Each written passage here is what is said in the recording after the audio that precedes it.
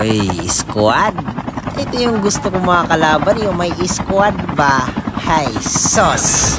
Okay, bumaba ako dyan. Bumaba din kayo. Subukan nyo yung power nyo kung nag-improve na ba kayo munti. So, nandito binabaan ko. Pinantap ka. So, buwang, pistin. Ayaw mo mamatay. Ito, lamunin mo. Ha! So, nandito yung isa nakita ko. Patay ka. Kumbaga napakita ka sa pogi. Ay, sinasabi ko, nasan yung kasama yung isa? Nasan yung kasama yung isa? Sinasabi ko, bulig-bulig na kayo lahat. Ay, sinasabi ko sa inyo, barit piniktusan na natin yan. Okay, so hinahanap ko yung last guy nila. Last guy ba yun? Hindi ko alam. Hindi ko alam kung last guy. Basta may isa pa itong kasama. So, nandito na nga. Lagi si Maris ang buwang. Akala niya makakatawan siya sa pogi. Namita natin ng magandang moment. So, nagtapon siya dyan ng kinay ng animal. Kumbaga, mukhang aso ka pala. Mukhang napatay. Patay ka na. Ha? Magsama kayo ng aso mo. Magsama kayo ng aso mo, pare, ha? Pat! So, in another clip, nagpanggap akong bahay dyan. So, dito yung isa nagpanggap na estatwa. Ayan, tinatapunan ako ng kinay niya. Puro talaga aso yung mga tinatapon sa akin. Kumbaga mga basta sa mga animal ka. Patay ka. Hey, pistik na. Nilalapan na ako pa rin.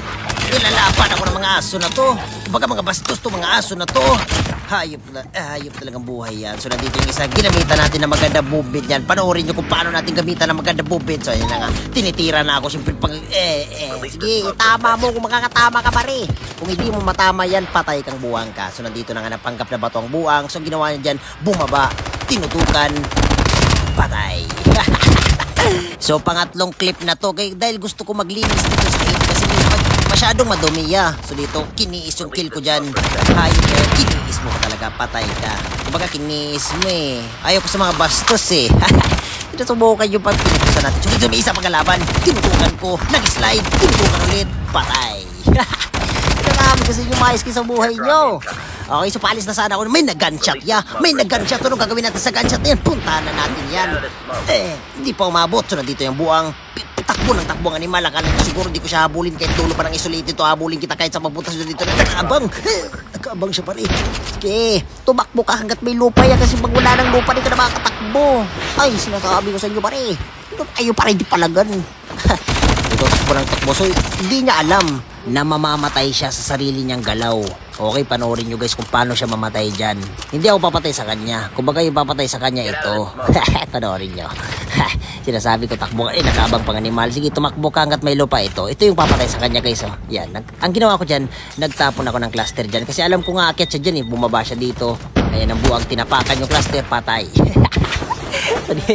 So dito naman may isa pang palo. So ano gagawin natin sa palo na yan? Patayin natin yung palo na yan. Okay, so nandito na nga, pumapalag to. Ito yung gusto ko mga kalaban, pumapalag talaga. Ginamitan ko na maganda bukit. Kabuang ka. Sinasabi ko sa inyo. So may tumatakas dito. So ang ginawa ko dyan, hinabol ko na yan. Kahit dulo pa ng isolated ko, nag-rewind ng animal. Akala niyo siguro di ko siya habulin kahit dulo pa ng isolated to. So ginamitan ko na maganda bukit siya. Kahit tintukan tayo dyan. So ginawa ko dyan, smoke ko dyan. Inis din na yan. Okay, di pa namatay. So, ginawa ko dyan, nag-armor muna tayo kasi hindi naman makakalayo yan. Kahit saan siya magpunta, habulin natin yan. Hinabol ko na yan dyan. Kasi alam kong nandito siya sa bubong. Ang ginawa ko dyan, nag-jump. Sabay alis. Tinutukan. Kaso, puro hitmark ang animal. So, ang mali niya dito, maganda na yung position niya dyan sa sa taas. Bumaba. Patay ang buwang. Hindi ko kalimutan follow sa page natin kasi I love you everybody.